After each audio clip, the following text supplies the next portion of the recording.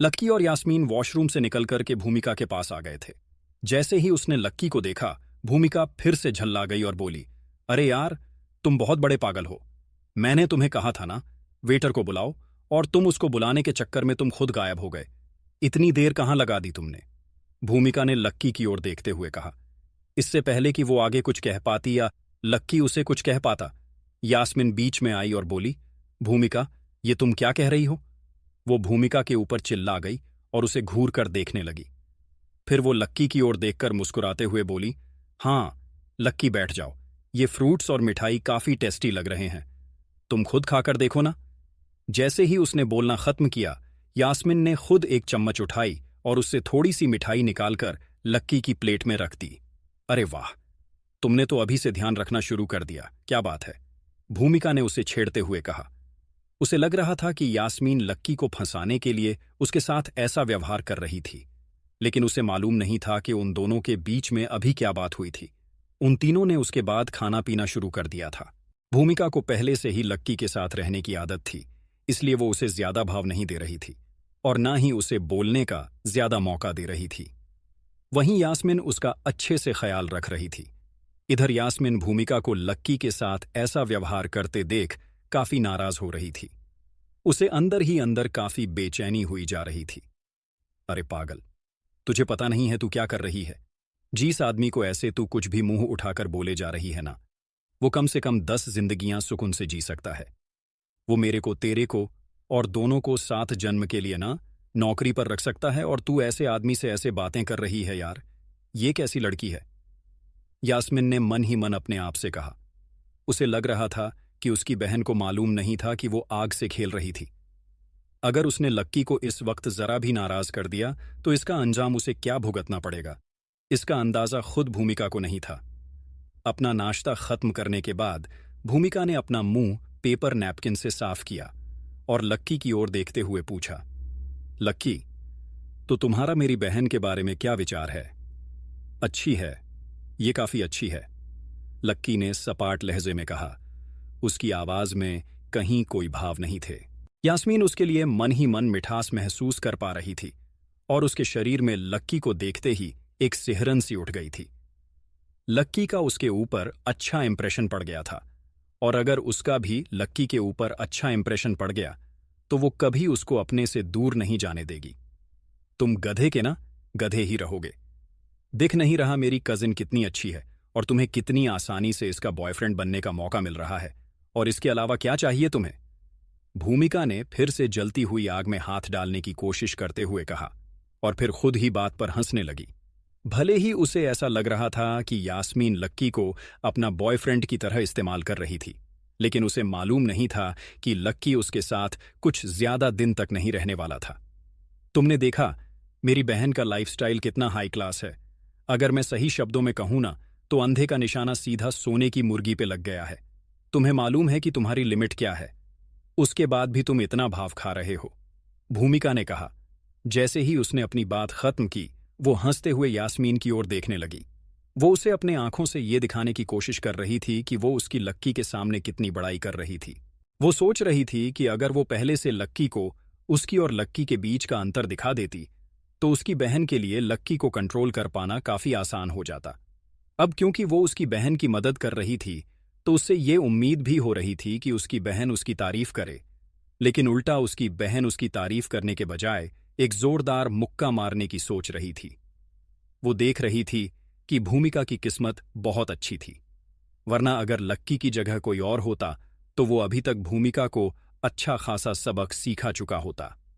लक्की उन दोनों बहनों के बीच होते आंखों के इशारों को देखकर बस हंसे जा रहा था।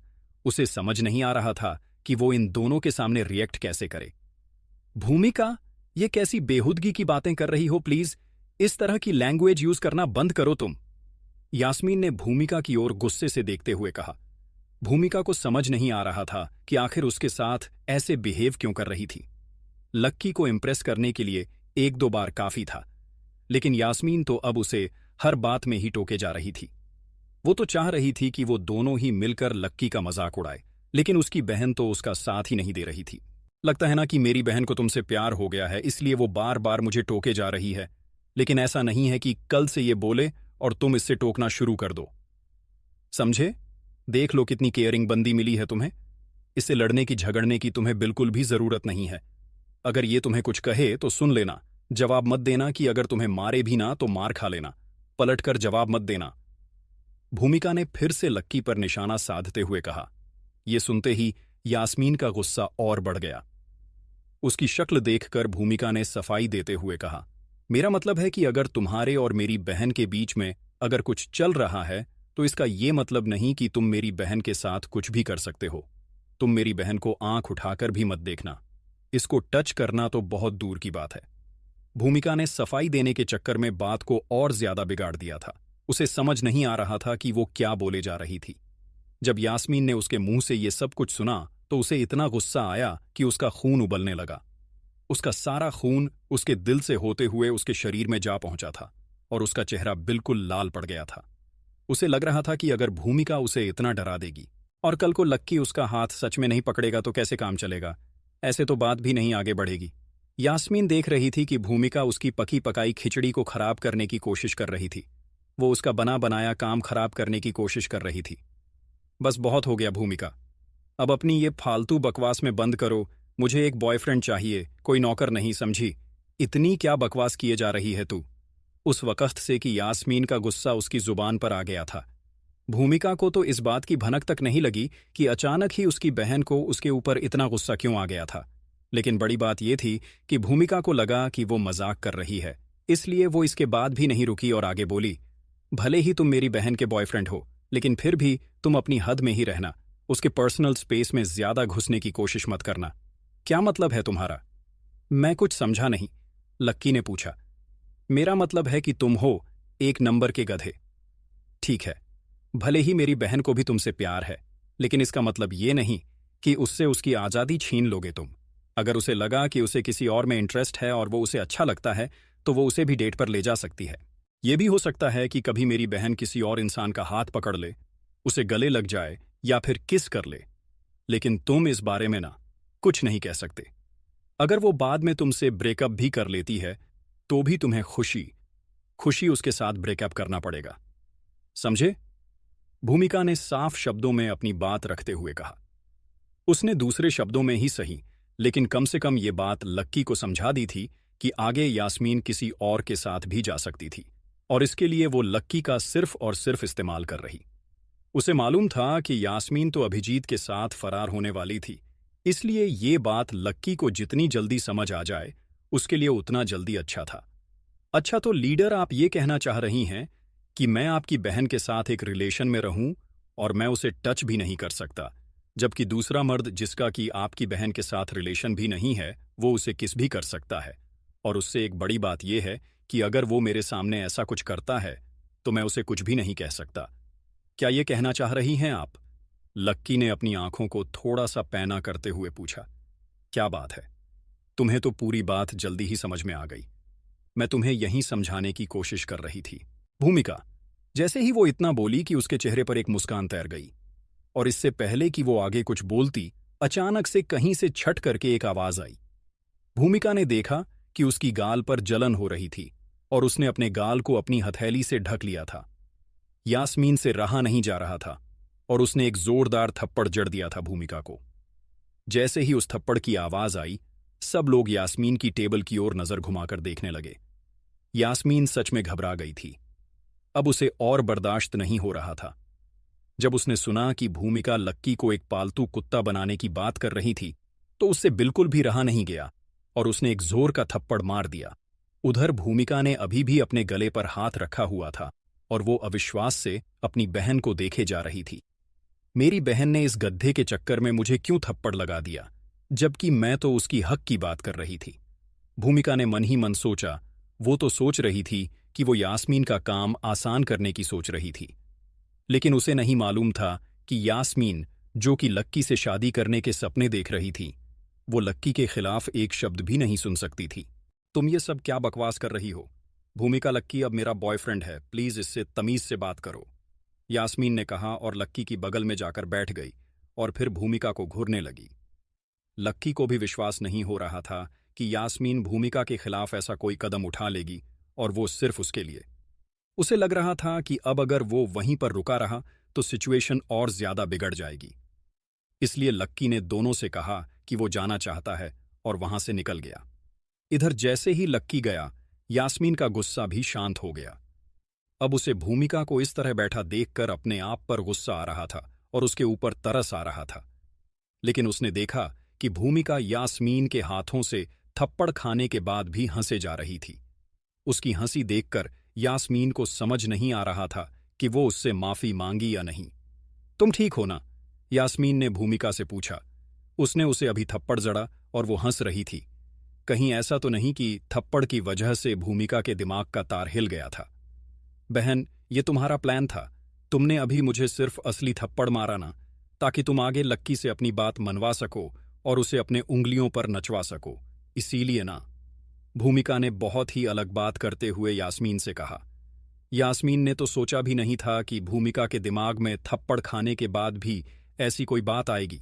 भूमिका ने अपने लाल पड़ चुके गाल को रगड़ा और थोड़े से शिकायती लहजे में यास्मीन से बोली, बहन, अगर तुम्हें कुछ ऐसा ही करना था और उस गड्ढे को दिखाना ही था तो थोड़ा धीरे तो थप्पड़ मार लेती। मेरा गाल सून्न पड़ गया है और इसमें जलन भी हो रही है। ये सुनने के बाद यास्मीन ने एक राहत की सांस ली। अब उसे ऐसा लग रहा था कि उसकी बहन का दिमाग खराब नहीं था। सॉरी भूमिका, शायद मैंने तुम्हें कुछ ज्यादा ही जोर से थप्पड़ मार दिया। मुझे ऐसा करना नहीं चाहिए था। लेकिन तुम देखना, मैं इस चीज का बदला उस आदमी से जरूर लूंगी। तुम्हें थोड़े से दर्द के बाद ना बहुत सारे फायदे होने वाले हैं। यास्मीन ने भूमिका के गालों पर प्यार से हाथ फेरते हुए कहा। हाँ, मुझे मालूम है फायदा तो होगा ही ना। बहन, जब तुम्हें अभिजीत मिल जाएगा, इसके बाद तुम्हें मुझे हर महीने 10,000 रुपए देने पड़ेंगे। ठीक है, भूमिका ने यास्मीन की ओर देखते हुए कहा। लेकिन उसे मालूम ही नहीं था कि यास्मीन अभिजीत से अब आगे बढ़ चुकी थी।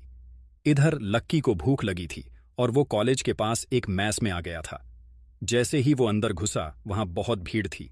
वो लाइन में लगा और जैसे ही वो खड़ा हुआ, उसके पीछे से आवाज आई, ओह, आप इधर हैं खानदानी रईस। कपड़े तो देखो, कपड़े हैं या पोछा। कैसे लोग होते हैं ये सब भी यार। ऐसे कपड़े पहनकर शर्म नहीं आती। यहां आकर खाना खाने का पैसा ये लाते कहां से हैं? मांग के या चुरा के? लक्की ने जैसे ही पीछे मुड़कर उन लड़कियों की आवाज सुनी, उसका दिल गुस्से से भर आया। उसने घूर कर देखा तो वो 3 लड़कियां उसकी ओर ही आ रही थीं। उसे लगा कि जब वो उन्हें जानता ही नहीं था तो फिर वो उसके बारे में ऐसी बात क्यों कर रही थी। लेकिन उसने देखा कि वो लड़कियां लक्की को तो देखे बिना ही आगे निकल गईं और एक लड़की के सामने खड़ी हो गई। उसने उस लड़की को नीचा दिखाने के लिए अपने हाथ उसके कमर में बांध लिए थे। लक्की भी उस लड़की को देखने के लिए थोड़ा सा आगे चला गया था। वो देखना चाह रहा था कि आखिर कौन सी वो लड़की जिसे वहीं ताने सुनने को मिलते थे जो लक्की को मिलते थे। क्या यास्मीन अपने प्लान में कामयाब होगी?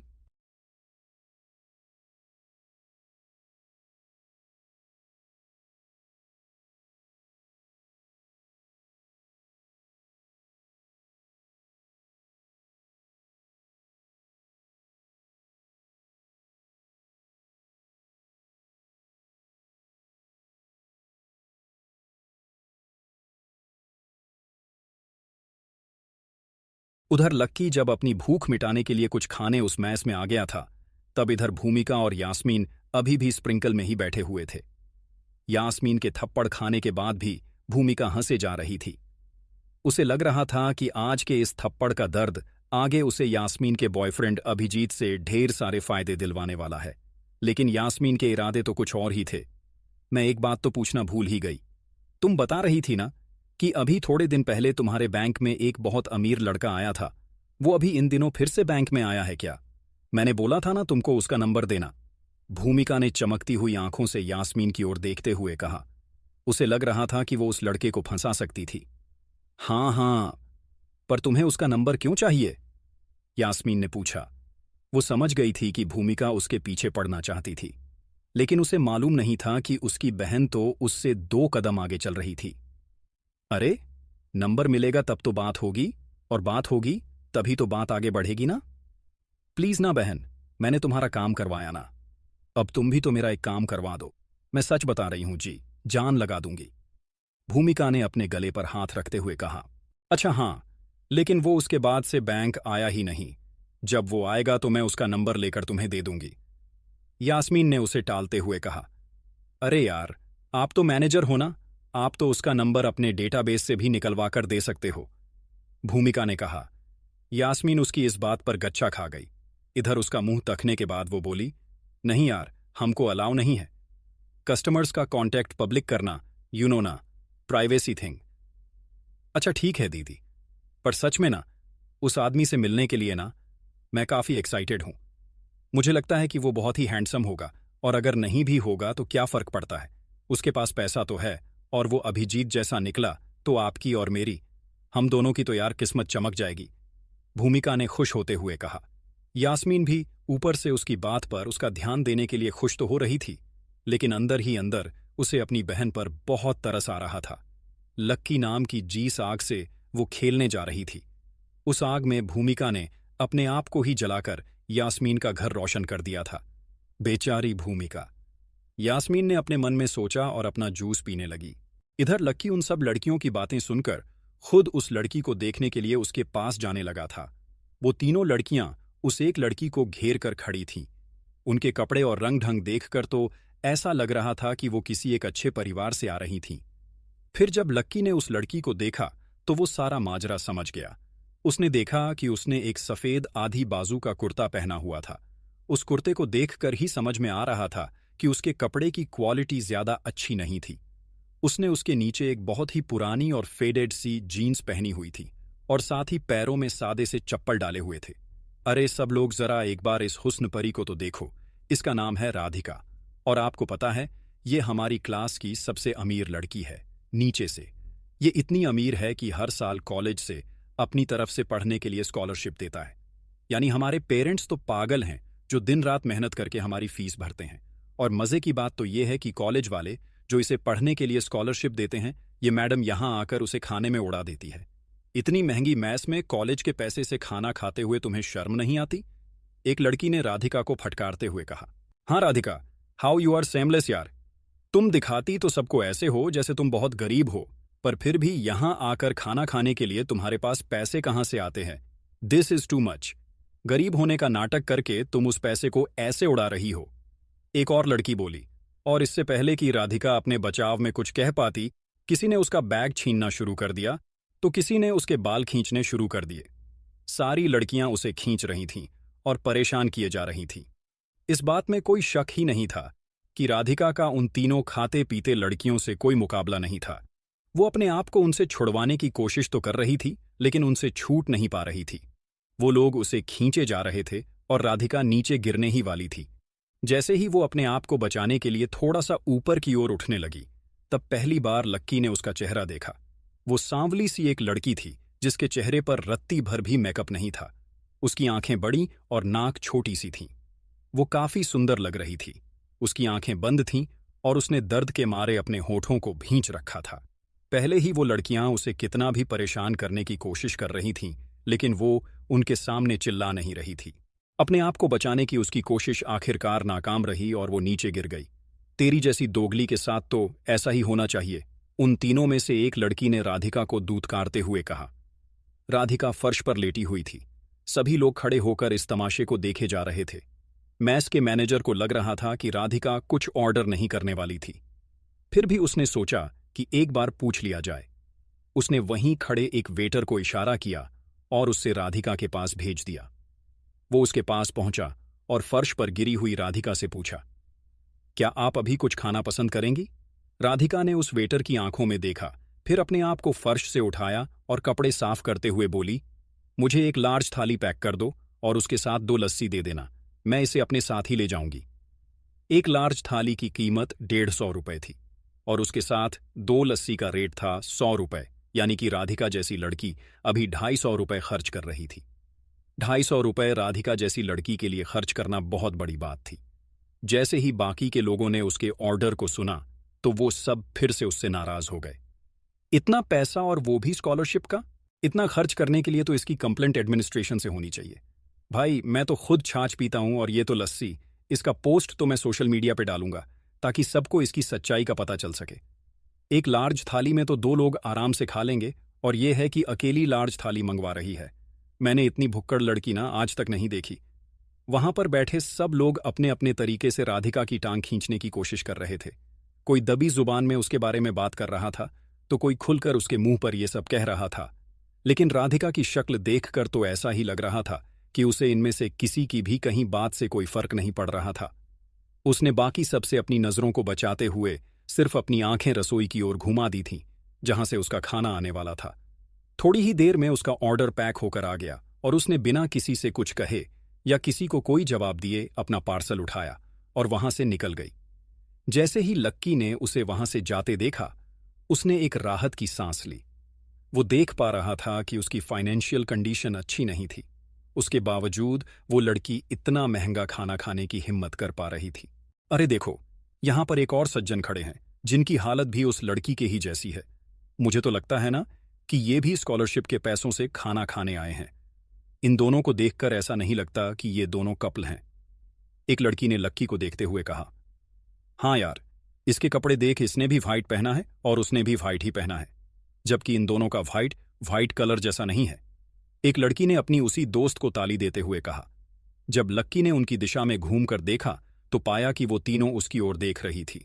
उन तीनों ने राधिका का जो हश्र किया था, उसके बाद तो लक्की उनके मुंह लगना ही नहीं चाहता था और ना ही वो उन्हें पलटकर कोई जवाब देना चाहता था। उसने ऑर्डर दिया ही नहीं था और बिना कुछ बोले ही वहां से बाहर निकल आया। जैसे ही लक्की मैस से बाहर आया, उसने देखा कि राधिका उसके आगे ही थी। उसे समझ नहीं आ रहा था कि आखिरकार इस लड़की ने लार्ज थाली क्यों खरीदी थी। राधिका आगे आगे और लक्की उसके इस डाउट को दूर करने के लिए उसके पीछे पीछे चलता जा रहा था। राधिका चलते चलते कॉलेज के पीछे बने फाउंटेन गार्डन में पहुंच गई थी। लक्की अभी भी उसके पीछे ही था। इस वक्त गार्डन में ज्यादा लोग नहीं थे। राधिका चलते हुए गार्डन के पास ही बने एक छोटे से तालाब के किनारे पहुंच गई थी। सूरज अभी पूरी तरह से ढला नहीं था और उसकी किरणें पानी के ऊपर सुनहरे धागों की तरह चमक रही थीं। वो दृश्य देखने में काफी सुंदर लग रहा था। लक्की वहीं लगे एक पेड़ के पीछे छुप गया और चुपचाप राधिका को देखने लगा। राधिका ने उस थाली को और लस्सी को खोलकर एक चट्टान पर रख दिया। फिर उसने आलथी पालथी मारी और उस चट्टान पर ही बैठकर आराम से खाना खाने लगी। जैसे ही उसने पहला निवाला खाया, उसकी आंखों से आंसू बहने लगे। लक्की उसके सुबकने की आवाज भी सुन पा रहा था। कहीं ऐसा तो नहीं कि आज उसने पहली बार इतना महंगा खाना खाया, इसलिए उसे रोना आ गया। लक्की ने अपने आप से पूछा, उसने तो ऐसा कोई इंसान नहीं देखा था जो इस तालाब के पास आकर खाना खाता था। लक्की को राधिका का यह व्यवहार थोड़ा सा अजीब लग रहा था। थोड़ी देर उसे इस तरह से खाता देखने के बाद लक्की ने वहां से निकलने का फैसला कर लिया। जैसे ही वो जाने लगा, उसने देखा कि राधिका ने अपनी चम्मच नीचे रख दी और वो खड़ी हो गई। अरे, ये ऐसे कैसे कर सकती है? खाना खाने के बाद आपको अपना कचरा तो फेंकना चाहिए ना। इस लड़की में जरा भी मैनर्स नहीं है क्या? लक्की ने अपने आप से कहा। लेकिन फिर उसने देखा कि राधिका वहां से गई नहीं थी। वो अपनी जगह पर खड़ी हुई और फिर ढलते हुए सूरज को देखकर उसके सामने 3 बार भोग लगाने लगी। ये सब हो क्या रहा है? खाने के बाद ये ऐसे भोग क्यों लगा रही है? लक्की ने फिर अपने आप से पूछा। इतने में राधिका खड़ी हुई और वो बिना झिझके उस तालाब की ओर आगे बढ़ने लगी। लक्की को लग रहा था कि वो आत्महत्या करने जा रही थी। उसकी हरकत को देखकर अचानक ही लक्की के दिमाग में ये ख्याल आया, लेकिन उसके सारे शकों का जवाब राधिका ने अपने काम से पहले ही दे दिया था। वो उस तालाब के किनारे पर पहुंची और सीधा पानी में कूद गई। जैसे ही वो अंदर कूदी थी, बाहर से आवाज आई, छप्पाक। लक्की ने जैसे ही देखा कि राधिका पानी में कूद गई थी, वो दौड़कर उसकी ओर गया और राधिका को बचाने के लिए पानी में कूद गया। लक्की को तैरना आता था, इसलिए वो पानी के अंदर जाने से झिझका नहीं और उसने अंदर डुबकी लगाकर राधिका को उसके कपड़ों से पकड़ लिया और फिर उसे अपने साथ खींचकर तालाब के किनारे पर ले आया। अरे, तुम ये क्या कर रहे हो? छोड़ो मुझे, मर जाने दो मुझे। जब लक्की ने राधिका को पकड़ रखा था तो राधिका बार बार उससे अपने कपड़े छुड़वाने की कोशिश कर रही थी। वो बार बार अपने हाथ पैर मारकर लक्की को दूर करने की कोशिश कर रही थी, लेकिन लक्की ने जो एक बार उसे पकड़ लिया था तो उसके बाद वो उसे छोड़ने का नाम नहीं ले रहा था। आखिरकार काफी देर के संघर्ष और खींचतान के बाद लक्की उसे किनारे पर ले आया। तुमने मुझे बचाया क्यों? किसने बोला था कि तुम आकर मेरे पीछे पानी में कूदो? तुम क्यों मेरे और मेरी मौत के बीच में आ गए? राधिका ने घास के किनारे बैठकर रोते हुए लक्की से पूछा। लक्की ने देखा कि राधिका पूरी तरह भीग चुकी थी। उसके सारे कपड़े पानी में भीग जाने की वजह से उसके बदन से चिपक गए थे और उसे ऐसे देखकर लक्की को उस पर और दया आ रही थी। मैंने तुम्हें क्यों बचाया? लक्की ने अपनी फूलती हुई सांसों पर काबू पाने की कोशिश करते हुए कहा। उसे समझ नहीं आ रहा था कि राधिका आखिर ये सब कर क्यों रही थी। भले ही वो ये नहीं जानता था कि वो कौन थी और क्या करती थी, क्या पढ़ती थी या उसकी लाइफ में क्या चल रहा था, लेकिन जो भी हो, मगर वो उसे ऐसे ही डूबकर मरने के लिए नहीं छोड़ सकता था। लक्की ने अपनी सांस को अपने काबू में कर लिया और बोला, मरना तुम्हारे लिए बहुत आसान होगा।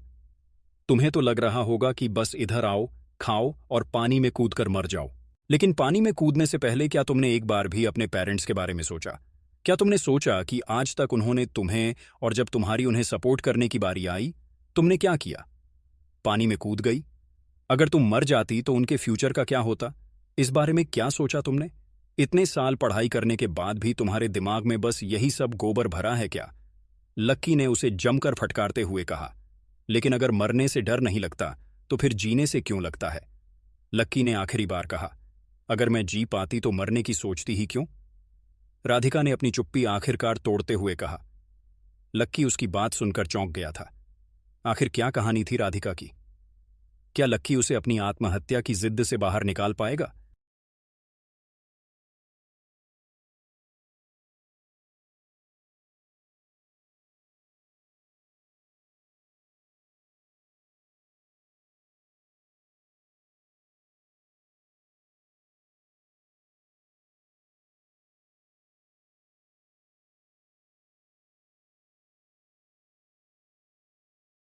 जब लक्की राधिका को डांट रहा था, तब राधिका चुपचाप घुटने में अपना मुंह दिए हुए सुबक रही थी।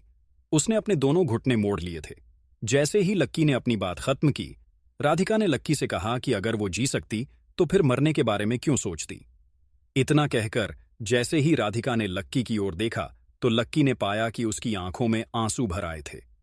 आंसू और धूप के मिल जाने की वजह से उसकी आंखें चमक रही थीं।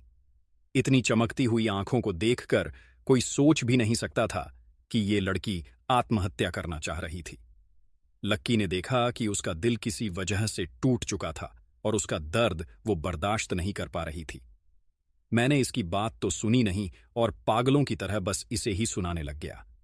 मैं भी ना हद करता हूं, लक्की ने अपने आप से कहा। उसे सच में नहीं मालूम था कि राधिका किस दर्द से गुजर रही थी। लक्की ने अपने आप को शांत किया और राधिका की ओर देखते हुए बोला, देखो, अगर तुम्हें कोई प्रॉब्लम है तुम मुझे बता सकती हो, मैं तुम्हारी कुछ मदद कर सकता हूं। लक्की को इस तरह से अपनी ओर देखता हुआ देख राधिका को भी लग रहा था कि लक्की ही वो इंसान था जो उसकी मदद कर सकता था। जिस तरह से लक्की उसे देख रहा था, राधिका के मन को काफी सुकून मिल रहा था। लक्की का इस तरह से उसके साथ बैठना उसे बहुत ही महसूस करवा रहा था। लेकिन अचानक न जाने राधिका को क्या हुआ और वो बोली, नहीं, तुम मेरी मदद नहीं कर सकते हो। उसकी बात को सुनकर ऐसा लगा जैसे राधिका को फिर से अपनी सिचुएशन याद आ गई थी। उसे लग रहा था कि उसकी सिचुएशन ही कुछ ऐसी थी कि उसमें कोई भी उसकी मदद नहीं कर सकता था। अरे तुम ऐसा मत सोचो, मेरी बात मानो, मैं सच में तुम्हारी हेल्प कर सकता हूं, लक्की ने उसे फिर से समझाते हुए कहा। उस जैसे आदमी के लिए किसी की भी हेल्प करना बाएं हाथ का खेल था और वो आसानी से किसी को भी किसी भी तरह की मुसीबत से बाहर निकाल सकता था। छोड़ो, रहने दो, तुमने मुझे हेल्प करने का ऑफर दिया, यही मेरे लिए बहुत बड़ी बात है। अब मुझे और हेल्प की जरूरत नहीं है, थैंक्स, राधिका ने मुस्कुराते हुए कहा। हालांकि उसकी मुस्कान में काफी फीकापन था, लेकिन वो लक्की को देखकर ये महसूस कर पा रही थी कि उस आदमी के मन में राधिका के लिए ढेर सारा अपनापन था। ठीक है, लेकिन तुम मुझसे एक बात का प्रॉमिस करो कि आगे से तो ऐसी कोई भी पागलों जैसी हरकत नहीं करोगी, लक्की ने कहा। ठीक है, मैं प्रॉमिस करती हूं, राधिका ने कह तो दिया, लेकिन उसे भी मालूम था कि वो उसका प्रॉमिस निभाने वाली नहीं थी। पर इधर उसके मुंह से प्रॉमिस सुनकर लक्की के दिल को तो तसल्ली मिल गई थी। उसने राधिका को अपना हाथ देते हुए उसे जमीन पर से उठाया और बोला, और हां, आगे से कभी भी इतना महंगा खाना मत खरीदना। मैं जानता हूं तुम्हारी फैमिली इतना महंगा खाना अफोर्ड नहीं कर सकती है। ये सुनते ही राधिका के चेहरे पर शर्म उभर आई और उसने अपना सिर नीचे झुका लिया। उसने अपने दोनों हाथों से अपने कपड़े को पकड़ा और उन्हें निचोड़ते हुए बोली, एक्चुअली मैं हर रोज 30 रुपए से ज्यादा का कुछ भी नहीं खाती हूं, लेकिन आज मुझे लगा कि मैं आखिरी बार कुछ खाने के लिए जा रही हूं, इसलिए मैंने सोचा कि मुझे जितना महंगा हो सके उतना महंगा खाना खाना चाहिए। उसकी मीठी सी आवाज सुनकर लक्की का दिल फिर से पिघल गया था। वो पहले ही उसके चेहरे का मुईत तो हो गया था, लेकिन उसके बाद भी जब उसने राधिका की आवाज सुनी तो उसे लगा कि वो शाम का सूर्यास्त देखते हुए किसी बांसुरी की मधुर धुन सुन रहा था। जब तुम्हें महंगा खाना खाना ही था तो तुमने लार्ज थाली और 2 लस्सी क्यों ऑर्डर की थी? लक्की ने अपने सबसे पहले सवाल का जवाब जानने के लिए राधिका से पूछा। मुझे लगा कि 250 रुपए में सिर्फ एक ही आदमी के लिए खाना खरीदना काफी हो जाएगा, इसलिए मैंने सोचा कि मैं थोड़ा सा बैलेंस बना लेती हूँ। और फिर पिछले 2 दिनों से ना मैंने कुछ खाया भी नहीं था। मुझे बहुत भूख लग रही थी, इसलिए मैंने एक लार्ज थाली मंगवा ली थी। राधिका की आवाज उसके हर एक शब्द के साथ और भी सौम्य होती जा रही थी। लक्की का मन कर रहा था कि वो बस राधिका की आवाज को सुनता ही जाए, सुनता ही जाए। अच्छा, तो ऐसी बात है।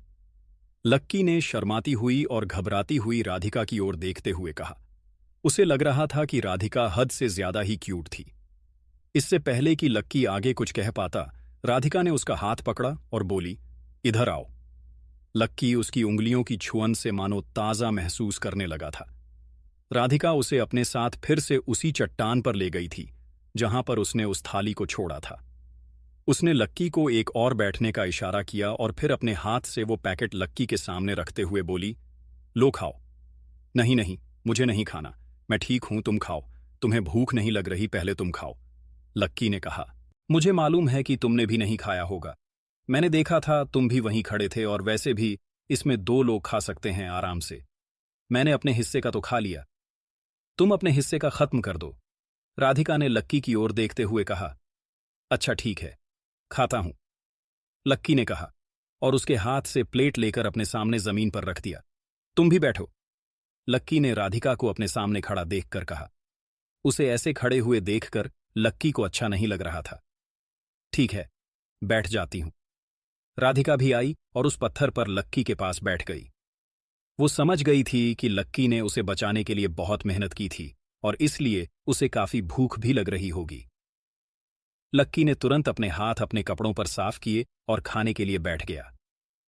राधिका उसे खाते हुए देख रही थी। जिस हिसाब से लक्की खाए जा रहा था, राधिका का अंदाजा बिल्कुल सही था। उसने प्लेट का आखिरी दाना भी नहीं छोड़ा।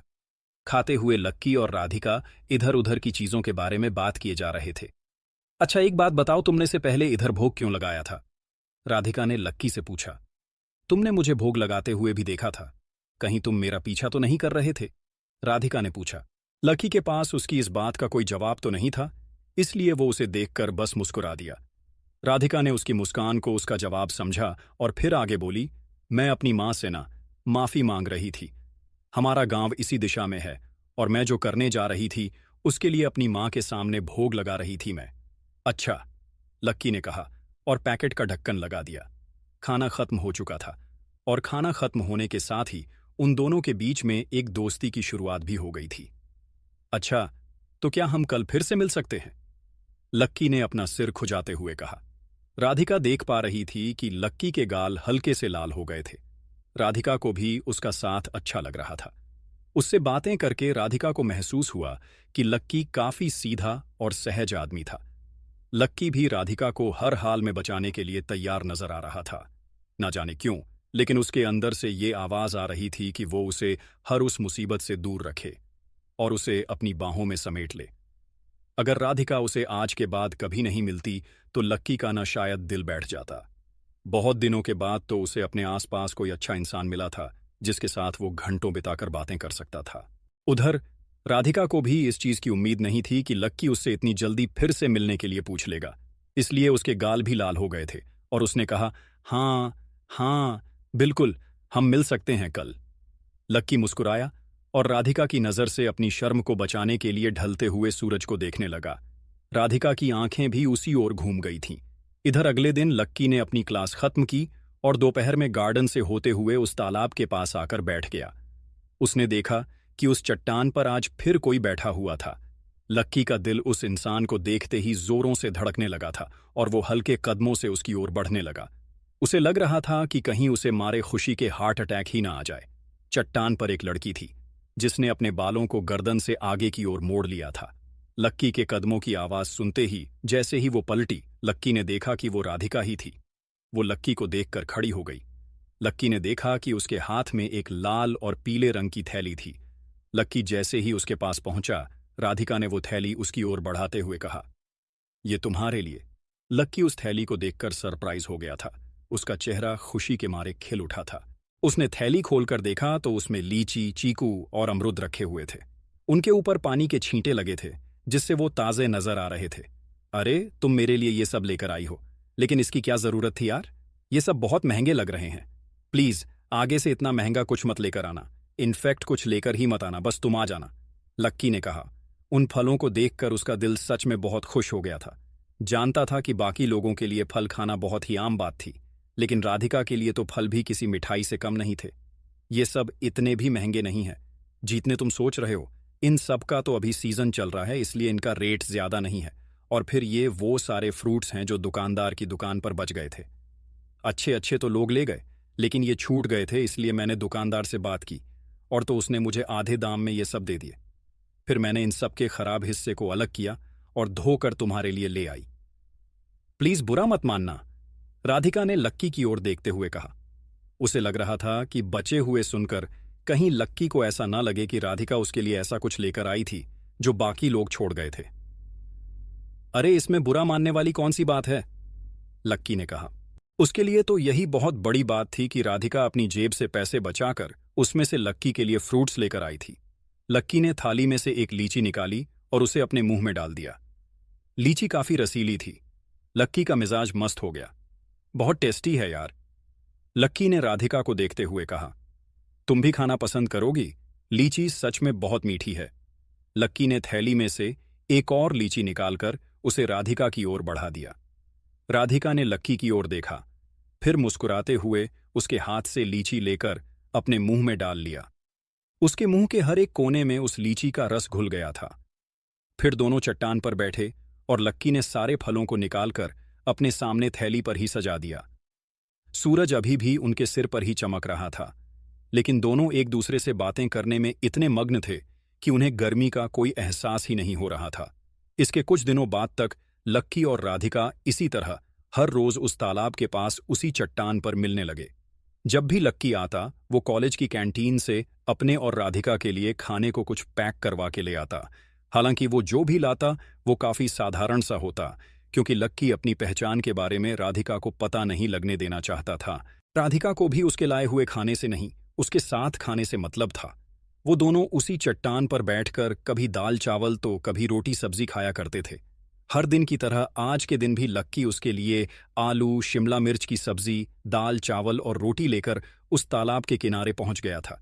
लेकिन उसने अपनी आंखों के सामने जो देखा, उसे देखकर वो दंग रह गया था। राधिका वहां चट्टान पर नहीं थी। वैसे तो वो हर रोज इस वक्त आ जाया करती थी, लेकिन आज उसका कहीं कोई अता पता नहीं था। लक्की को लगा कि हो सकता है कि आज वो क्लास से लेट फ्री हुई हो या फिर कहीं किसी काम में उलझ गई हो। लक्की उसका इंतजार करने के लिए चट्टान पर आकर बैठ गया। वो सामने पानी को देखते हुए कुछ ना कुछ सोचे जा रहा था। उसका हर एक ख्याल सिर्फ राधिका पर ही आकर टिक रहा था। इससे पहले राधिका ने कभी ढंग का खाना नहीं खाया होगा ना? क्यों ना उसे दिल्ली के सबसे शानदार होटल में ले जाकर खाना खिलाया जाए, उसकी शक्ल तो देखने लायक हो जाएगी। वो खुश तो बहुत हो जाएगी, लेकिन उसे समझ में नहीं आएगा कि अपनी खुशी को एक्सप्रेस कैसे करे। लक्की यही सोच सोचकर अकेले में हंसे जा रहा था। लक्की काफी देर तक इन्हीं सब ख्यालों में उलझा रहा, लेकिन राधिका की कोई खैर खबर ही नहीं थी। उसने मोबाइल देखा तो उसे पता चला कि उसका इंतजार करते हुए 1 घंटे से ज्यादा का वक्त बीत चुका था। इस बीच ना तो उसका कोई फोन आया और ना ही कोई मैसेज। खाना पड़ा पड़ा ठंडा हुआ जा रहा था। छोड़ो अब यार, मैं ही फोन कर देता हूं, लक्की ने अपने आप से कहा और फिर फोन पर राधिका का नंबर डायल करने लगा। काफी घंटियों के बाद राधिका ने फोन उठाया। हेलो, अरे आज तुम कहाँ रह गई? लक्की ने पूछा। लक्की, वो मैं आज लैब में हूं, हमारे कुछ एक्सपेरिमेंट्स चल रहे हैं तो मैं आज नहीं आ पाऊंगी। सॉरी, राधिका ने सिर्फ इतना कहा और फोन काट दिया। लक्की को उसकी ये बात बड़ी अजीब लगी। अगर वो नहीं आने वाली थी तो उसे ये पहले बताना चाहिए था। फिर लक्की ने सोचा कि अगर वो यहां नहीं आ पाएगी तो उसी को राधिका के पास चले जाना चाहिए। लक्की उठा और लैब की ओर निकल गया। जैसे ही वो लैब के बाहर आया, उसने राधिका को कॉल किया। हाँ, कहाँ हो तुम राधिका? मैं लैब के बाहर खड़ा हूं, लक्की ने कहा। लक्की, मैं तो लैब से बाहर निकल गई और तुम मेरी चिंता मत करो, आज तुम अकेले ही खा लो। राधिका ने सिर्फ इतना भर कहा और फिर से फोन काट दिया। लक्की को उसका ये व्यवहार अजीब सा लग रहा था। क्या राधिका उसे कुछ छुपा रही थी? क्या वो उसकी किसी बात से नाराज थी? अब लक्की क्या करने वाला था?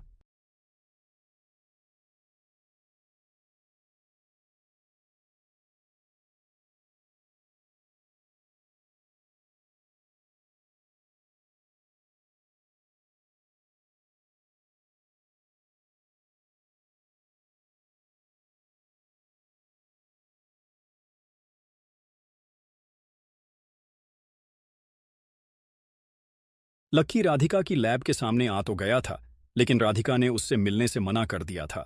वो उसके लिए हर रोज की तरह आज भी कैंटीन से खाना लेकर आया था, लेकिन आज राधिका जिस तरह से लक्की से बात कर रही थी, उसे सुनकर लक्की को काफी अजीब लग रहा था। उसे लग रहा था कि हो ना हो, लेकिन राधिका लक्की से कुछ ना कुछ तो छुपा रही थी। वो सोच रहा था कि वो फिर से राधिका को फोन करे, लेकिन वो उसे परेशान नहीं करना चाहता था। उसे अंदर ही अंदर बेचैनी हुई जा रही थी। वो लैब के बाहर से ही वापस मुड़ गया, अपने हाथ में रखे खाने को डस्टबिन में डाला और राधिका को ढूंढने के लिए निकल पड़ा। हालांकि कैंटीन में, क्लासरूम में, कॉरिडोर में और भी न जाने किन किन जगहों पर राधिका को ढूंढा, लेकिन वो उसे कहीं नहीं मिली। जब वो थक गया तो उसने उसे फोन करने की कोशिश भी की, लेकिन राधिका उसका फोन उठाने के लिए भी तैयार नहीं थी। कहाँ गायब हो गई यार ये लड़की? लक्की ने अपने आप से कहा। वो राधिका के ना मिलने की वजह से काफी बेबस महसूस कर रहा था। आज उसके पास दुनिया भर का धन और ढेर सारे पावर्स थे, लेकिन फिर भी उसका दिल राधिका जैसी लड़की के लिए परेशान हो रहा था। उसे अब आगे कोई रास्ता नहीं दिख रहा था। जब उसे कुछ समझ नहीं आया तो वो शाम को फिर उसी गार्डन में बैठ गया और लोगों को जॉगिंग करते हुए देखने लगा। थोड़ी ही देर बाद उसकी आंखों के सामने कहीं एक जाना पहचाना सा इंसान खड़ा दिखाई दिया। अचानक से उसकी आंखों की चमक लौट आई।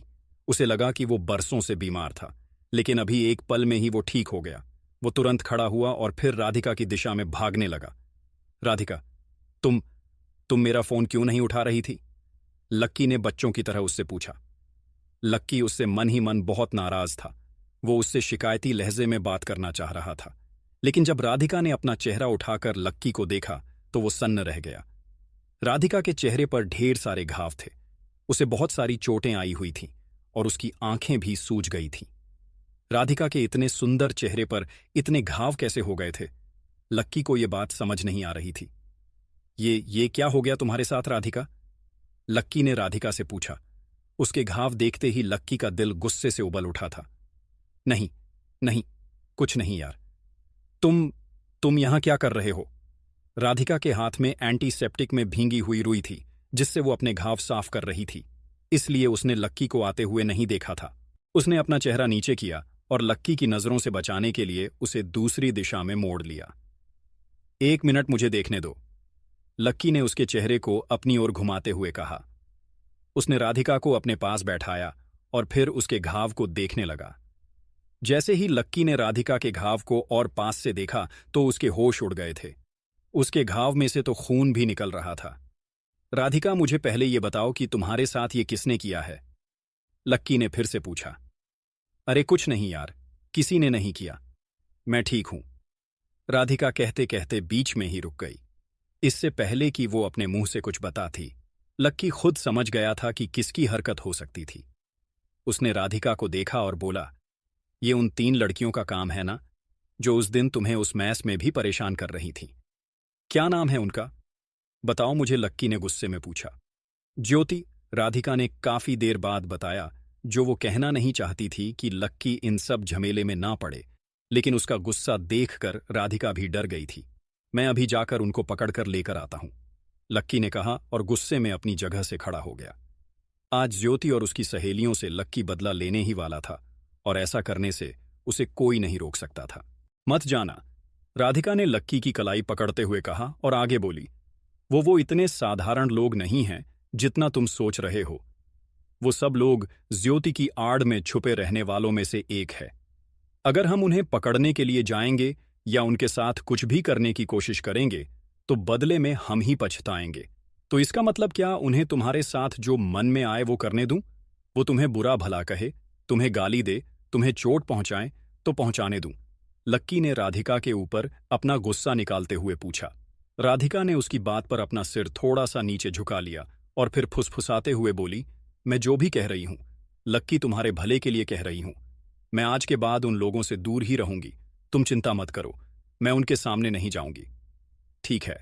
राधिका की बात सुनकर लक्की का दिल भी थोड़ा सा पसीज गया। उसके लिए अपने गुस्से से ज्यादा राधिका की सेफ्टी जरूरी थी, और साथ ही वो ये भी देख पा रहा था कि ये लड़की अपने साथ साथ लक्की की सेफ्टी की भी चिंता कर रही थी। आखिर ये लड़की आई कहां से है? लक्की ने अपने आप से पूछा और फिर राधिका की ओर हाथ बढ़ाते हुए बोला, चलो मैं तुम्हें अस्पताल ले चलता हूं। राधिका ने उसकी ओर मुस्कुराते हुए देखा और फिर उसके हाथ में अपना हाथ दे दिया। इसके बाद दोनों अस्पताल जाने के लिए निकलने ही वाले थे कि इतने में राधिका ने उसे रोका और बोली, लक्की, हॉस्पिटल जाना तो महंगा पड़ जाएगा ना, मेरे पास इतने पैसे ही नहीं हैं कि। इससे पहले कि राधिका इससे आगे कुछ कह पाती, लक्की ने उसकी बात को बीच में ही काटते हुए कहा, तुम्हें पैसे देने के लिए कौन कह रहा है? राधिका लक्की की तरफ देखने लगी। उसके पास उसकी बात का कोई जवाब नहीं था। इधर लक्की ने भी उसके हाथ को थोड़ा सा खींचा और उसे अपने साथ अस्पताल ले जाने लगा। अस्पताल जाते ही डॉक्टर ने उसे दवा और इंजेक्शन दे दिए थे, साथ ही उसके घाव के ऊपर पट्टी भी बांधी थी। लक्की ने पैसे दिए और दोनों वहां से निकल गए। थैंक यू लक्की, इसका पैसा ना, मैं तुम्हें बाद में लौटा दूंगी, राधिका ने लक्की की ओर देखते हुए कहा। लक्की ने उसके लिए जो कुछ किया था उसे जानकर उसे काफी खुशी हो रही थी। वो देख पा रही थी कि लक्की उसकी कितनी चिंता करता था। पहले वो उसे बचाने के लिए पानी में कूद गया, पर अब वो उसे अपने साथ अस्पताल लेकर आ गया। राधिका को इससे पहले अपनी जिंदगी में ऐसा कोई आदमी नहीं मिला जो उसके लिए इतनी चिंता करता था। हम इसके बारे में बाद में बात करेंगे, अभी तुमने ना सुबह से कुछ नहीं खाया है, चलो किसी बढ़िया सी जगह पर चलकर कुछ खाते हैं, लक्की ने कहा। बढ़िया सी जगह, ये सुनते ही राधिका की आंखें खुली की खुली रह गई थीं। पहले ही लक्की के इतने पैसे लग गए थे और अब वो उसका और खर्चा नहीं करवाना चाह रही थी। इसके अलावा राधिका फिर से उस मैस में खाना खाने के लिए नहीं जाना चाहती थी। वो अब लक्की से और एहसान नहीं ले सकती थी। मुझे लगता है ना कि हमें उस मैस में खाने की जगह अपनी कैंटीन में ही खा लेना चाहिए। वैसे भी वहां का खाना ना बहुत अच्छा है और ज्यादा महंगा भी नहीं है। और इससे पहले कि राधिका अपनी बात खत्म कर पाती है, लक्की मुस्कुराकर उसके सामने देखते हुए अपना सर हिलाने लगा। फिर उसने राधिका का हाथ पकड़ा और उसे अपने साथ कुछ खिलाने के लिए बाहर की ओर ले जाने लगा। अरे कहाँ लेकर जा रहे हो लक्की तुम? राधिका ने पूछा। तुम बस चलो, आज बस जमकर खाओ और किसी भी चीज में अपना फालतू दिमाग तो बिल्कुल मत लगाओ, लक्की ने हंसते हुए कहा। वो दोनों आज एक अच्छे से होटल में खाना खाने के लिए आ गए थे। शुरुआत में तो राधिका लक्की के साथ आने में हिचक रही थी, क्योंकि लक्की की हालत भी राधिका से ज्यादा अच्छी नहीं थी। उसे लग रहा था कि इतने बड़े होटल में लक्की खुद भी पहली बार ही आया था। ऐसे में राधिका को यही डर लग रहा था कि कहीं फिर से उन दोनों का मजाक न बनकर रह जाए। लेकिन जिस तरह से लक्की अंदर जाकर बैठा था और जिस तरह से वो खाना मंगवा रहा था, उसे देखकर तो यही लग रहा था कि लक्की ऐसी जगहों पर खूब आया जाया करता था। उसे इस तरह से देखकर राधिका के दिल को काफी तसल्ली हो गई थी। राधिका को उसे देखकर यही लग रहा था कि लक्की एक बहुत ही रहस्यमयी इंसान था और उसके साथ रहने पर ऐसा लगता था कि उसने पहले से ही काफी दुनिया देख रखी थी। तुम यहीं रुको, मैं जरा वॉशरूम होकर आता हूं, तब तक हमारा ऑर्डर भी आ जाएगा, लक्की ने कहा और वॉशरूम चला गया। राधिका उस सोफे पर अकेले बैठी हुई थी और इधर उधर देखे जा रही थी। वो इससे पहले कभी भी इतने महंगे रेस्टोरेंट में नहीं आई थी, इसलिए वो हर चीज को काफी ध्यान से देख रही थी। ये राधिका है क्या? अचानक उसे पीछे से किसी की आवाज आई। राधिका उस आवाज को सुनकर ही पहचान गई कि ये और कोई नहीं बल्कि ज्योति थी। उसकी आवाज सुनते ही राधिका को गुस्सा आ गया। वो ज्योति की ओर देखने के लिए घूमी ही थी। इतने में उसके साथ वाली एक और लड़की ने कहा, अरे हाँ, ये तो वही है, मुझे तो लगा कि मुझसे देखने में ही गलती हो गई है। इससे पहले कि राधिका अपनी जगह पर से खड़ी हो पाती, ज्योति और उसकी सहेलियां उसके सामने आकर खड़ी हो गई थीं। ये लड़की पिछले कुछ दिनों से पागल वागल हो गई है क्या? ज्योति ने कहा और अपनी सहेलियों की ओर देखकर हंसने लगी। फिर वो राधिका की ओर देखते हुए बोली, अभी थोड़े दिन पहले ही तुम उस मैस में लार्ज थाली खा रही थी और आज तुम उससे भी बड़े होटल में आकर महारानी की तरह बैठी हो। तुम्हारी हिम्मत कैसे हो गई कि तुम इतनी महंगी जगह पर आकर खाना खा सको? ज्योति ने कहा। हाँ, तुम्हें तो शर्म आनी चाहिए। अरे, हम जैसे लोग भी यहाँ महीने में एक बार आते हैं और क्योंकि तुम्हें स्कॉलरशिप मिल रही है, फ्री का पैसा आ रहा है, तो तुम ऐसे उड़ाए जा रही हो। तुम्हें शर्म नहीं आती? कॉलेज तुम्हें पढ़ने के लिए पैसे देता है, खाना खाने के पैसे नहीं देता। दूसरी लड़की ने कहा। इससे पहले कि राधिका जवाब में कुछ और कह पाती, ज्योति ने उसके बालों को पकड़ा और उसे जोर से खींच लिया। उसके बाद वो उसके चेहरे को अपने चेहरे के करीब लाई और बोली, अगर तुम्हें लग रहा है कि मैं तुम्हें ऐसे ही छोड़ दूंगी तो तुम गलत हो। मैं तुम्हें ऐसे नहीं छोड़ने वाली। मैं इतनी आसानी से तुम्हें नहीं जाने देने वाली। जब तक तुम्हें अपना पालतू कुत्ता नहीं बना लेती, तब तक तुम्हें चैन से नहीं जीने दूंगी। नहीं छोड़ूंगी तुम्हें। इतना कहते ही ज्योति ने उसे छोड़ा और उसके गाल पर थप्पड़ लगाने के लिए अपना हाथ हवा में उठा लिया। राधिका घबरा गई और उसके हाथ से बचने के लिए उसने ज्योति को धक्का दिया और वहां से भागने लगी। साली, मुझसे भाग कर जाएगी? बहुत फ्री का खाना खाना है ना तुझे? अपने घर वालों को बेवकूफ बना रही है, अपने कॉलेज वालों को बेवकूफ बना रही है, ज्योति ने कहा और उसकी ओर बढ़ने लगी। राधिका की समझ में नहीं आ रहा था कि वो कहां जाए। ज्योति फिर से चिल्लाई, आज तो बेटा तू हॉस्टल आ। मैं तुझे बताती हूं कि बेवकूफ बनाने की सजा ना क्या होती है, ज्योति ने कहा और फिर से वो और उसकी दोनों सहेलियों उसका पीछा करने में जुट गई। राधिका को लग ही रहा था कि आज उसका इन दोनों से बचकर निकल पाना मुश्किल ही नहीं, बल्कि नामुमकिन था। वो जैसे ही होटल के दरवाजे के पास पहुंची कि अचानक वो बीच में किसी से टकरा गई जिससे वो टकराई थी। वो कोई और नहीं, लक्की ही था। जैसे ही राधिका ने लक्की को देखा, मानो उसकी जान में जान आ गई थी। लक्की ने पहले उसे देखा और फिर अपना हाथ साफ करते हुए ज्योति और उसकी सहेलियों को देखने लगा। लक्की को ये समझने में जरा भी देर नहीं लगी कि आखिर उन दोनों के बीच हुआ क्या था। उसने राधिका को उसके कंधे से पकड़ा और उसे अपने पीछे खड़ा कर लिया। इसके बाद लक्की ने अपने सामने खड़ी ज्योति को घूर कर देखा। अरे, ये भी था ना उस दिन? कहीं इन दोनों के बीच कुछ लफड़ा चालू तो नहीं हो गया? अच्छा भी है, गरीब गरीब के साथ ही अच्छा लगता है, ज्योति ने कहा और लक्की के मुंह पर हंसने लगी। तभी तो मैं सोचूं कि रोज दोपहर में आखिर ये लड़की गायब कहाँ हो जाती है। अब समझ आया इसका, और इस लड़के का कुछ चल रहा है। पर अच्छा है, इस जैसी लड़की को तो ऐसा ही कोई मिलना चाहिए, दूसरी लड़की ने कहा और सब लोग जोर से हंसने लगे। तुमने इसे क्यों मारा? लक्की ने ज्योति की ओर देखते हुए कहा। क्यों नहीं मारूं मैं इसे? इस जैसी झूठी को मारने के लिए मुझको रीजन थोड़ी चाहिए। ये तो हमारे पालतू पग जैसी है। हम चाहे तो इससे खेल सकते हैं, जब चाहे इसे मार सकते हैं, ज्योति ने कहा और लक्की को घूर कर देखने लगी। मैं लास्ट वार्निंग दे रहा हूं, आज के बाद इसे हाथ भी मत लगाना, लक्की ने उसे घूरते हुए कहा। अच्छा, तो अब ये हमें वार्निंग देगा? तुम बचाओगे इसको हमसे? वहां खड़ा खड़ा मुंह क्या चला रहा है? दम है तो इधर आकर हाथ लगाना, और मैं भी तुझे लास्ट टाइम बोल देती हूं, ये हमारे बीच का मामला है। इसमें बीच में मत आ तू। जितना बीच में बोलेगा ना, हम उतना ही इसे और परेशान करेंगे। और बता, क्या कर लेगा तू हमारा? ज्योति ने पूछा और अपनी टी शर्ट की बाजू थोड़ी सी ऊपर कर ली। लक्की की भी गुस्से के मारे सांसें फूल रही थीं। उसने अपनी मुट्ठी भींच ली और वो गुस्से से ज्योति की ओर देखे जा रहा था। उधर राधिका को लग रहा था कि लक्की बेकार की मुसीबत मोल लेने जा रहा था। इधर ज्योति और उसकी दोनों सहेलियां भी एक साथ खड़ी हो गई थीं।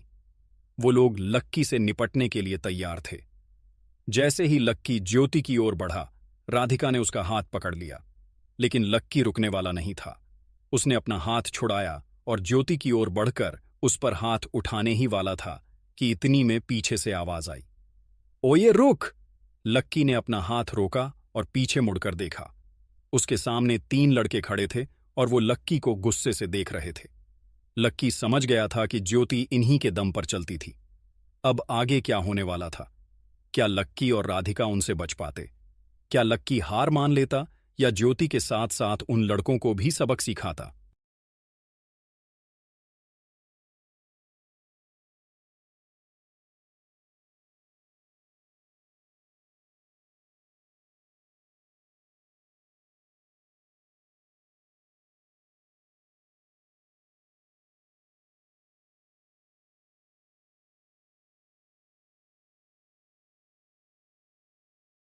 लक्की जैसे ही ज्योति की दिशा में बढ़ने लगा था और वो उसके ऊपर हाथ उठाने ही वाला था कि इतने में किसी लड़के की पीछे से आवाज आई और लक्की उस आवाज को सुनते ही रुक गया। उसने पीछे घूमकर देखा तो पाया उसके पीछे 3 लड़के खड़े थे। जिस तरह वो लक्की को घूर रहे थे उसे साफ पता चल रहा था कि वो ज्योति के साथ वाले ही थे। बहन, क्या हुआ? ये लड़का तुझे परेशान कर रहा है क्या? लक्की ने देखा कि उसने काले रंग का शर्ट पहना हुआ था। उसके बाल छोटे और डोले काफी बड़े थे। उसने लक्की की ओर अपनी ऊंगली उठा रखी थी। तेरी हिम्मत कैसे हुई कि तू मेरी बहन को छेड़े? तुझे मालूम भी है हम कौन हैं? हम सब स्कॉर्पियन ग्रुप्स से हैं, इसलिए अगर तुझे अपनी जान बचानी है ना तो चुपचाप हमारे मैटर से दूर हो जा और अपने काम से काम रख। एक लड़के ने आगे आते हुए कहा। उसने अपने हाथ पर लंबे लंबे टैटू बनवा रखे थे और इसके बाद दोनों लड़के लक्की की दिशा में बढ़े और लक्की को धमकाते हुए बोले, चल निकल यहां से, वरना बहुत बुरी तरह पीटेंगे। लक्की, चलो यहां से। राधिका ने लक्की का हाथ पकड़कर उसे शांत करवाते हुए कहा। लेकिन लक्की तो उन सबको यहीं खड़े खड़े पानी पिलाने की फिराक में था। लक्की ने जब उनकी शक्ल देखी तो उसे ये समझ में आया कि इन लोगों से अभी भिड़ने से कोई फायदा नहीं था। वो लोग 6 थे और वो सिर्फ अकेला। उसे चोट खाने से डर नहीं था, ना ही उसे अपनी परवाह थी। वो चाहता तो इन लोगों से लड़ने के लिए अकेला ही कूद सकता था, लेकिन वो फिर से राधिका के ऊपर किसी तरह का हमला होता हुआ नहीं देखना चाहता था। वो पहले से ही काफी सहमी हुई थी और उसे और डरते हुए वो नहीं देख सकता था, और इसलिए वो चुपचाप राधिका के पीछे पीछे होटल से बाहर निकल आया। क्या बात है चिकने, डर गया क्या? अब अपनी गर्लफ्रेंड को बचाने के लिए नहीं आएगा? एक लड़की ने पीछे से लक्की को उकसाने के लिए कहा। अगर मेरा ऐसा डरपोक बॉयफ्रेंड होता ना तो मैं कब का उससे ब्रेकअप कर लेती यार, दूसरी लड़की ने कहा और हंसने लगी। ज्योति भी अपने हाथ बांधे लक्की और राधिका को जाते हुए देख रही थी। उसके पीछे उसके वो पहलवान जैसे भाई खड़े थे। राधिका, ये स्कॉर्पियन ग्रुप क्या है? लक्की ने उस होटल के बाहर आते ही राधिका से पूछा। स्कॉर्पियन ग्रुप कॉलेज के पास का ही ग्रुप है। वो लोग बहुत ताकतवर लोग हैं लक्की। ये जो लोग सब अभी हमें मिले ना, ये सब उसी ग्रुप का हिस्सा हैं। ज्योति भी उन्हीं के दम पे इतना उछलती है, हम चाहकर भी उनसे झगड़ा नहीं कर सकते, इसलिए मैंने तुम्हें बीच में ही रोक दिया था लक्की, राधिका ने लक्की को समझाते हुए कहा।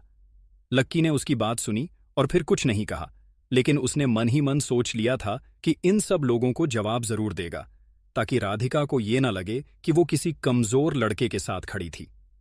वो उन लोगों को अपनी असली ताकत का इस्तेमाल करके जवाब देने वाला था। अच्छा हाँ, मैं एक बात तो बताना भूल गई तुम्हें। लक्की, मैं अब हॉस्टल खाली कर रही हूं। मुझे ना कॉलेज के बाहर ही एक सिंगल रूम अवेलेबल हो गया है। हालांकि उसमें फैसिलिटी ज्यादा नहीं है और ना ही इंटरनेट है, लेकिन फिर भी मुझे लगता है कि एडजस्ट किया जा सकता है। इसलिए मैं एक कमरा किराए पर लेकर वहीं शिफ्ट होने जा रही हूं, राधिका ने लक्की से कहा। जब लक्की ने उसकी ये बात सुनी तो उससे बहुत अच्छा लगा। उसने उसके इस फैसले का खुले दिल से स्वागत किया। वैसे राधिका के लिए भी अच्छा था। अगर वो हॉस्टल में ना रहकर बाहर रहती तो फिर ज्योति उसे इतना परेशान नहीं करती, लेकिन लक्की क्योंकि खुद बाहर रह चुका था इसलिए वो जानता था कि यहां पर इतने अच्छे कमरे नहीं हैं। उसे मालूम था कि दिल्ली के छोटे और सिंगल रूम्स की क्या हालत थी, इसलिए वो खुद जल्द से जल्द उसके लिए कमरे का जुगाड़ करके उसे सरप्राइज देने वाला था। दोनों फिर से पास की ही एक ढाबे में आकर बैठ गए और खाना खाने के बाद अपने अपने हॉस्टल चले गए। अगले दिन लक्की कॉलेज नहीं गया और सीधा टैक्सी लेकर गोल्डन लीफ हाउसिंग में चला गया। गोल्डन लीफ हाउसिंग उसकी कॉलेज के पास ही बन रही एक टाउनशिप थी, जहां ढेर सारे घर बने हुए थे। लक्की ने रात भर इसके बारे में काफी सोचा था, और अब ऐसा भी नहीं था कि उसके पास पैसा नहीं था। उसे लगा कि किराए पर कमरा लेने से अच्छा है कि वो राधिका के लिए एक घर ही खरीद ले जिससे वो आराम से रह सके। बाहर किराए का कमरा लेने से तो ज्यादा आरामदायक अपना खुद का घर लेना था। गोल्डन लीफ हाउसिंग उनके कॉलेज के पास में ही था और अभी कुछ साल पहले ही बना था। वहां से आने जाने की सुविधा भी अच्छी थी। वहां पर घर भी अच्छे बने हुए थे और आसपास अच्छा मार्केट भी था। लक्की सीधा टैक्सी से उतरा और उनके ऑफिस में चला गया। उसने सुना था कि वहां सेल्स वाले लोग, खासतौर पर लड़कियां, इन मकानों को बेचने के लिए किसी भी हद तक जा सकती थीं। उसने ये भी सुना था कि वो सभी कस्टमर्स का स्वागत बड़ी अच्छे से करते थे, लेकिन जैसे ही लक्की उनके ऑफिस में घुसा किसी ने उसकी तरफ देखा तक नहीं। लक्की ने उसके प्रति इस तरह के व्यवहार को देखते हुए गहरी सांस ली और फिर एक टेबल पर बैठी महिला की ओर जाने लगा। जैसे ही उसकी ओर बढ़ रहा था, अचानक से उसके पैर एक औरत से टकरा गए, जो कि उसके पीछे से ही आ रही थी। अरे बाप रे, कैसे चल रहा है ये? तुझे क्या दिखता नहीं क्या कि कौन है, पीछे कौन है? तू तो सीधा मेरे नए सैंडल के ऊपर चढ़ गया। कितनी महंगी है तुझे मालूम है? लक्की ने देखा कि उस औरत ने काला चश्मा लगा रखा था। उसके बाल छोटे और भूरे रंग के थे। उसने एक लंबी सी ड्रेस पहनी हुई थी और साथ ही ऊंची हील्स भी।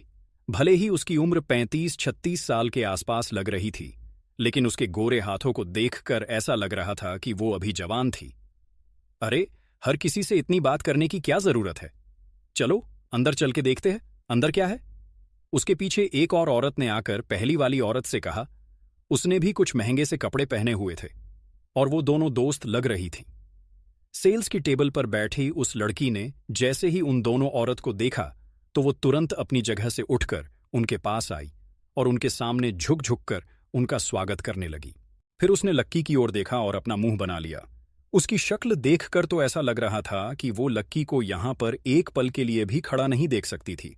जस्ट सॉरी मैडम, हमारे ऑफिस में आपको एक बैड एक्सपीरियंस झेलना पड़ा। We are really very sorry. अब आपको तो मालूम ही है कि हमारी हाउसिंग कितनी अलाइट क्लास और महंगी है। इसलिए क्या है कि कुछ लोग मकान का रेट पूछने के बहाने आते हैं और एसी की हवा खाकर निकल जाते हैं। अब क्या कर सकते हैं मैडम, हमें ऐसे लोगों को भी झेलना पड़ता है, वरना बाहर जाकर ये लोग हमारी इमेज को डाउन करते हैं। उस लड़की ने लक्की को सुनाते हुए ये बात कही। हालांकि लक्की ने तो उसकी इस बात पर ध्यान ही नहीं दिया। उसे तो लगा कि वो उसके बारे में बात ही नहीं कर रहे थे। उल्टा वो तो उसकी ओर देखकर मुस्कुराया और बोला, मैं यहां एक घर लेना चाहता हूं, क्या रेट होगा यहां पर एक घर का? लक्की ने सीधा पॉइंट पर आते हुए कहा। उस लड़की ने लक्की को ऊपर से नीचे तक देखा और बोली, सर, यहां पर जो सबसे सस्ता वो भी 50 लाख रुपए का है। मुझे नहीं लगता कि आप इतना महंगा घर अफोर्ड कर पाएंगे, उस लड़की ने कहा और फिर से उन औरतों की ओर देखने लग गई जो उसके सामने खड़ी थीं। इससे पहले कि वो उन औरतों से बात करने के लिए अपना मुंह खोलती, लक्की ने बीच में कहा, मैं फिर भी एक बार घर देखना चाहूंगा। अगर मुझे कोई पसंद आता है तो मैं उसे खरीद लूंगा, लक्की ने कहा और उस लड़की को इग्नोर करते हुए सीधा सामने लगी टेबल पर अपना नाम लिखवाने और विजिट की रिक्वेस्ट करने के लिए चला गया। उस लड़की को लक्की का इस तरह से अंदर घुसता देख अच्छा नहीं लग रहा था। उसे लग रहा था कि लक्की यहां उनके मजे लेने के लिए आया था। उसे घर नहीं खरीदना था, वो सिर्फ एसी की हवा खाने के लिए आया था। इधर लक्की उस टेबल पर किसी के अंदर आने का इंतजार कर रहा था। उधर वो लड़की लक्की को घूरते ही उन दोनों औरतों को अपने साथ अपनी टेबल पर ले गई थी। उससे उन दोनों औरतों को अलग अलग घर दिखाने शुरू कर दिए और काफी देर के सोच विचार के बाद वो दूसरी वाली महिला बोली, मैं तो ये विल्ला लेना पसंद करूंगी। मैं तो यहां जितनी बार आई हूं ना यार, मुझे तो यही विल्ला पसंद आया है। हाँ हाँ, ये तो हमारी सबसे प्राइम प्रॉपर्टी में से एक है मैडम। इस पर तो सबकी निगाहें अटक जाती हैं। 239 स्क्वायर मीटर में बना ये विल्ला चारों तरफ से खुला हुआ है। इसमें स्पेस भी काफी अच्छा है और लाइट भी ना काफी अच्छी आती है। यहाँ पर काफी शांति भी है और सामने लेक भी दिखती है। उस लड़की ने उस औरत के पसंद की सराहना करते हुए कहा और आखिरी में उसका रेट बताते हुए बोली, मैडम, इसका प्राइस 2 करोड़ रुपए है। इसमें से 60 लाख रुपए यानी कि 30% आपको डिपॉजिट के तौर पर जमा करना होगा ताकि हम इसके नाम से बुक कर दें। बाप रे, ये तो बहुत ज्यादा है। मैंने जब आपका एडवर्टाइजमेंट देखा तब तो ये काफी कम का बता रहा था। उस औरत ने कहा, तब की बात अलग थी मैडम।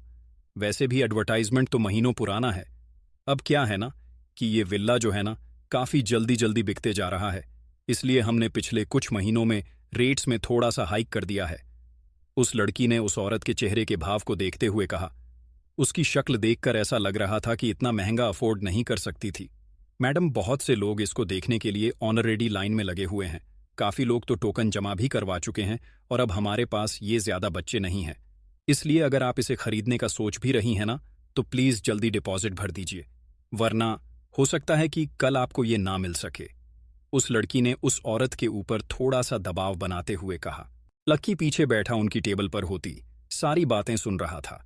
वो देख पा रहा था कि उनके ऑफिस में ज्यादा लोग नहीं थे, इसलिए सभी को एक दूसरे की बातें सुनाई दे रही थीं। अरे ज्यादा सोच मत और सीधा ले ले, फिर हाथ से निकल गया ना तो पछताती हुई रह जाएगी, उस पहली वाली औरत ने कहा, जिसके पैर पर गलती से लक्की का पैर पड़ गया था। लेकिन वो औरत अभी भी असमंजस में नजर आ रही थी। काफी देर सोच विचार करने के बाद आखिरकार उस औरत ने कहा, आप प्लीज मेरे नाम से इसे रोक कर रखिए। मैं अगले 10 दिनों के अंदर पैसे का इंतजाम करके आपको टोकन जमा करवा दूंगी। I am really sorry ma'am, but बिना टोकन के तो इसे 10 मिनट भी नहीं रोक पाऊंगी। ये हमारी पॉलिसी नहीं है मैडम, उस लड़की ने कहा। ये सुनते ही उस औरत के पसीने छूटने लगे थे और उसने पैसों का जल्द से जल्द इंतजाम करने के लिए अपने पति और अपने रिश्तेदार को फोन करना शुरू कर दिया। देखने से तो ऐसा लग रहा था कि दोनों ही बहनें थीं और दोनों आसपास ही घर लेने का सोच रही थीं, इसलिए दूसरी वाली इतनी जल्दी कर रही थी। लड़की देख पा रही थी कि वो लोग सच में उस विल्ला को खरीदने के लिए हाथ पैर मार रहे थे, और अगर वो विल्ला बेचने में वो लड़की कामयाब हो जाती तो डील का 2% उसे भी मिलने वाला था। लक्की उन दोनों को ऑफिस में नाचते हुए देख रहा था। वो दोनों चूहों की तरह फोन को कान पर लगाकर इधर से उधर दौड़ रही थीं। इधर लक्की की टेबल पर कोई आया नहीं था तो वो खुद उठकर उस लड़की की टेबल पर गया और फिर उसने ब्राउचर में उस विल्ला को देखा। काफी अच्छा लग रहा है ये तो, मैं ये विल्ला खरीदना चाहता हूं, लक्की ने उस लड़की की ओर देखते हुए कहा। क्या तुम इससे खरीदना चाहते हो? तुम्हारा दिमाग तो ठीक है ना? उस औरत ने पीछे से लक्की की बात सुनते हुए कहा। जिसने चश्मा लगा रखा था वो लोग उसे खरीदने के लिए इतनी मेहनत किए जा रहे थे और ये था कि एक झटके में उसे खरीदने के लिए आगे आ गया था। उधर वो लड़की भी लक्की की बात को सीरियसली नहीं ले रही थी। उल्टा ये सुनकर उसके मन में लक्की का जो इंप्रेशन था वो और भी खराब हो गया था। उसे लग रहा था कि लक्की जानबूझकर ये सब कर रहा है। देखो, हमारा टाइम खराब मत करो, हमें और भी काम है, उस लड़की ने कहा। हद है, मैं यहां तुम्हारा विल्ला खरीद रहा हूं, कस्टमर सामने खड़ा है, फिर भी तुम्हें और कौन सा काम है? तमीज से बात करो वरना मैं हायर अथॉरिटी से न तुम्हारी कंप्लेंट कर दूंगा, लक्की ने उस लड़की को फटकारते हुए कहा।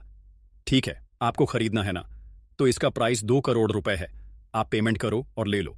लक्की ने उस लड़की की बात सुनी और अपनी जेब से सुप्रीम कार्ड निकालकर उस लड़की को दे दिया। अगर ये मजाक हुआ ना तो अंदर करवा दूंगी तुम्हें, उस लड़की ने कहा और लक्की की कार्ड को स्वाइप करने के लिए मशीन के पास चली गई। वो दोनों औरत भी लक्की की ओर घूर कर देख रही थी, लेकिन लक्की को किसी की नजर से कोई फर्क नहीं पड़ रहा था। जैसे ही उस लड़की ने मशीन पर कार्ड लगाया उसने देखा कि उस पर हरी बत्ती जली और पास की लड़के कंप्यूटर पर मैसेज आया जिसमें उनके खाते में 2 करोड़ रुपए जमा हो गए थे। सबकी नजरें लक्की को ऐसे देख रही थीं जैसे वो पहली बार किसी इंसान को देख रहे हों। 20-22 साल के एक लड़के ने सबके मुंह पर ताले लगा दिए थे। किसी को नहीं लग रहा था कि लक्की इतना अमीर हो सकता था।